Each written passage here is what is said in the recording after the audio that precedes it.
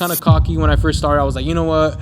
I'm making 10K a month on Amazon. I'm selling Nike. I'm selling Adidas. I'm chilling. Something I wish I really would have known to not spend too much time trying to get approved. What's up, guys? Welcome back to my channel. If you are new here, my name is Noah Silva, aka Official Noah Silva. I'm a full-time Amazon seller. I've been selling since 2023 and I'm still going at it. As you can tell from the video title, I did want to go over some things I wish I knew before starting Amazon FBA. And if I could go back in time, there would be so many things I would change and so many things I would have done differently. So make sure you watch this full video. That way you could prevent any of the mistakes that I made when I first started. All right, but let's get right to it. I started off doing retail arbitrage, which means I was going to the stores and scanning products. If I could go back in time, I would definitely not do retail arbitrage. I would do online arbitrage. For those of you that don't know the difference, retail arbitrage is when you go to the stores, you scan products with your phone and you try to find products that could potentially be profitable. Online arbitrage is the same thing, but you go on your computer and you scan products through a Chrome extension. And the reason I wouldn't recommend scanning products with your phone in the store is because most likely you're not going to find anything that's profitable, and you're definitely not going to find something that's approved on your account. Everyone is always posting on social media about going to stores and finding products at Ross, TJ Maxx, Marshalls. While that is possible, as a complete beginner, if you don't have any sales on your account, Amazon is not going to get you approved for any of the brands that you're looking for in the stores. And when I first started, I was going to every store you could think of, scanning products with my phone.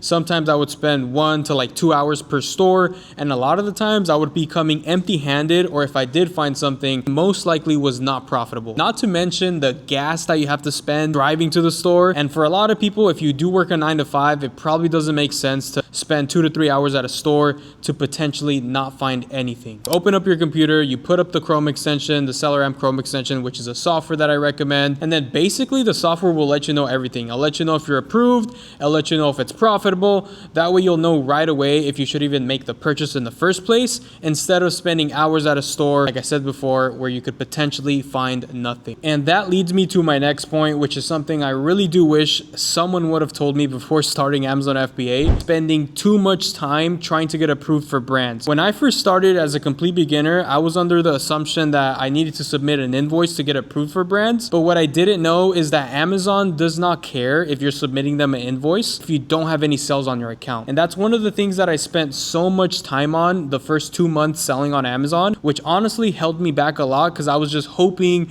I was gonna get approved, when in reality I was, getting denied the whole time. So if you're somebody that's watching this right now, please do not try to submit invoices. I would wait until you get at least 100 to 300 sales on your account before you try submitting invoices for the bigger brands. What I mean by bigger brands are brands like Nike, Adidas, Disney, Lego, basically all the big brands that everybody wants to sell. Instead, I would focus on smaller brands that are automatically approved on your account. This is going to save you so much time, and it's also going to help your account grow. It's going to help your account mature. Another thing I wish I knew before starting would be to diversify my inventory. So just to give you guys a backstory, when I first started, I'd say the first 2 to 3 months, I was mainly selling groceries and pet products. And eventually I did end up getting approved for Nike and Adidas. And as soon as I got approved for Nike and Adidas, everything I was selling, basically just Nike and Adidas. That's all I was selling for the next 3 to 5 months, which is very, very risky, because during those months, Nike did come out with a new policy where basically they were gating everybody again, which means that they were restricting a bunch of sellers. And that's when I kind of got freaked out. I was like, oh crap, if they end up restricting me for Nike or Adidas, or maybe even both, I'm going to be kind of left in the dust. I'm not going to have anything to sell, and basically my whole business is going to be gone just like that. Kind of cocky when I first started. I was like, you know what?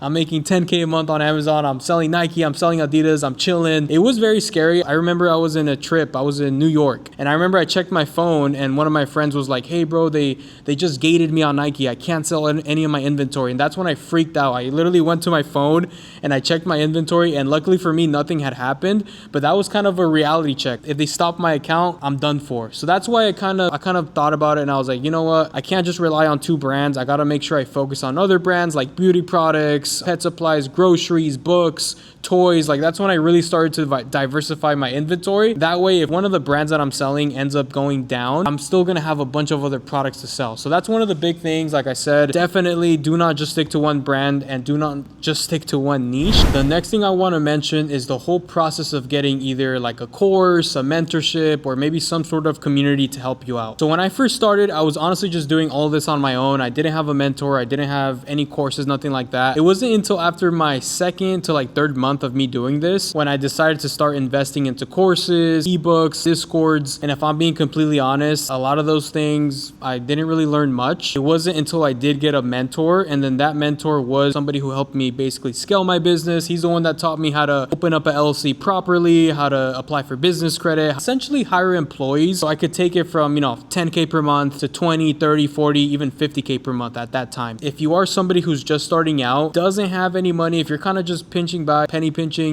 slowly starting to grow your business, don't spend money on like education. But if you are somebody that does have some money to spend on help, I cannot tell you how many things I didn't even know I was doing wrong. One of them, for example, was I didn't know that FBA, you had to pay for shipping, and I didn't know there was specific shipping templates on your Amazon account that had to be set up correctly. So many little things that I just didn't know until my mentor ended up telling me and, kind of showing me what I was doing wrong. So if I were to start all over again, I definitely would invest in a mentor. Make sure that the person you invest in is doing something one-on-one. So I know a lot of people do like group mentorships, or maybe they do like courses or videos that you have to watch. For me personally, the way that I learned is by one-on-one, having someone show me step by step and essentially kind of guide me through the process. So that's something I would recommend, like I said, if you are somebody who does have capital to invest. I do have a mentorship. If you guys are ever serious about working with me one-on-one, go apply to the link in the description or send me a message on any social media platform. Also, if you're somebody who doesn't even have your Amazon account created yet, something that I would highly recommend you guys pay attention to is when you do create an account, make sure that you have separate email and separate information from your Prime account. So something that happens with a lot of beginners is they create their Amazon seller account and they put the same email that's on their Prime account, so their regular buying account, and that tends to mess up Amazon's algorithm, and essentially they don't end up approving you. So just make sure that all your documents are basically matching. So your name has to be the same thing that's on your driver's license or your passport that you're creating your account with. Your address has to have your name on it. I just wanted to bring this up because this is something that a lot of people have struggled with in the past, and a lot of people always tell me that they don't get their account approved, and it's mainly for simple stuff like that. And finally, something I wish someone would have told me before starting Amazon FBA is that it does take time. When I first started, I probably only made around $1,000 my first month, which honestly is not a lot. I only had around $700 saved up that I invested into products. Obviously for me, I would see everybody else make crazy money on Amazon, and it was very easy for me to get discouraged because I was like, I can't even sell anything. I'm struggling. I can't get approved for a bunch of brands. But what I didn't realize is that it is kind of like a snowball effect. Once you start getting some sales on your account, they end up accumulating, and eventually your Amazon account does end up gaining a lot more maturity, which means that Amazon does trust you more and they start approving you for the bigger brands. And obviously once you get approved for the bigger brands, it changes everything. You start getting higher profit products, start selling a lot more, finding a lot more products a lot easier. So it definitely does take time. So that's just something I want to leave you guys with, is make sure that you see the long-term vision. It's not something you're going to be making 100K your first month. That's just not realistic, but it is something that if you give it a couple months, it could eventually end up, becoming something real, and it could eventually become something that ends up replacing your 9-to-5 job. That's going to be it for today's video. I really do appreciate you for watching. And if you do want to learn more, make sure that you guys subscribe to the YouTube channel. I have so many more videos coming up. And if you do want to be entered in a giveaway, go comment FBA in the comment section, and I will be picking one winner before our next video who's going to be winning a $50 cash giveaway. I appreciate you so much for watching, and I will see you guys later. Peace out, guys.